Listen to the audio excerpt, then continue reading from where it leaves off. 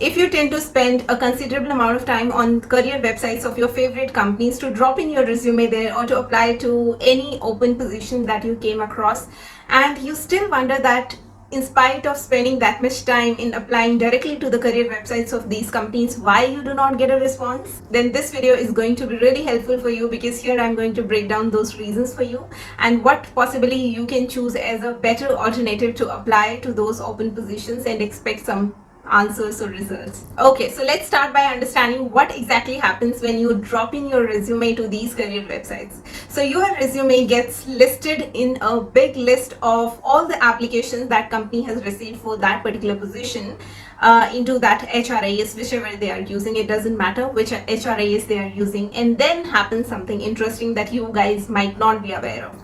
Most of the MNCs, in fact even mid-sized companies, apart from all these small size companies, most of the companies depend on consultancies, or also known as manpower agencies, to get resume and profiles for all the open positions that they are hiring for. So mostly they depend on consultancies. Now there are a few reasons you should know that why these companies rely on consultancies. Number one reason, companies do not have such huge HR teams in general, or you can say recruitment team, which can source individually for all the open positions. So they depend on consultancy when they have to hire a lot of people, because they need a lot of resumes really quickly. So the volume matters, and that becomes one reason. Second, the recruiters in the company have many other things to do apart from just sourcing the profile from whatever source they are sourcing.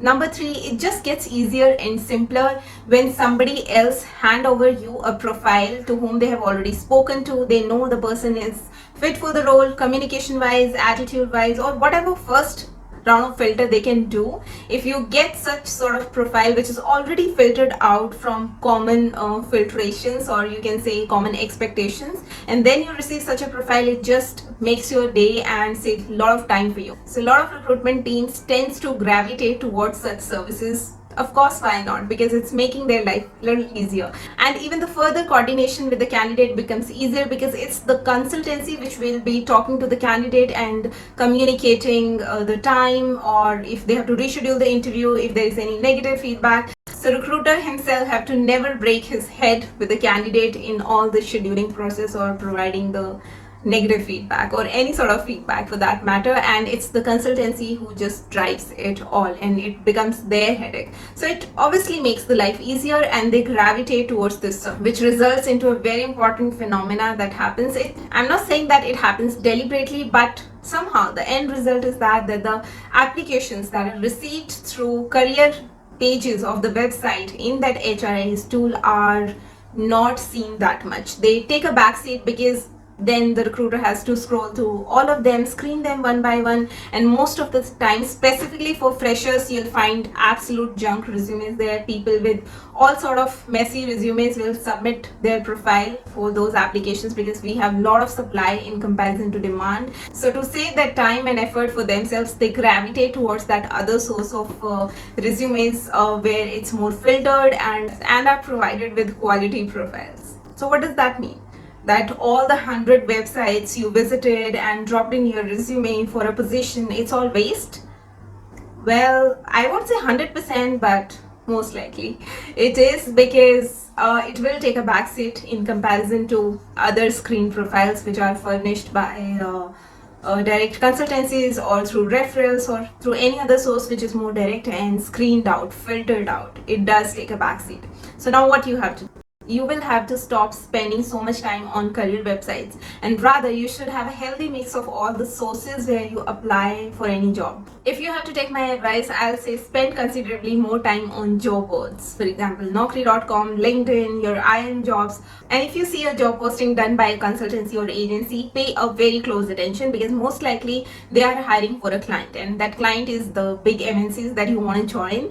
Read the description carefully, and you will understand that they are hiring for a company. And if that is the case, then please go ahead and apply, because the chances that you'll get a call, at least a screening call from them, is much more than what you have chance in terms of applying to a career site of a company directly. So apply to these consultancy job posting, and they are more likely to call you, just because that sourcing, that screening is something that is their business. Their business revenue depend on providing quality resumes to their clients, to these companies, so they don't miss out on any opportunity of the resume that they have received. Most likely they are going to screen every single resume that they have received. So apply to those job postings. Prefer those in comparison to spending your time visiting individual website of these companies and applying and dropping your resumes there.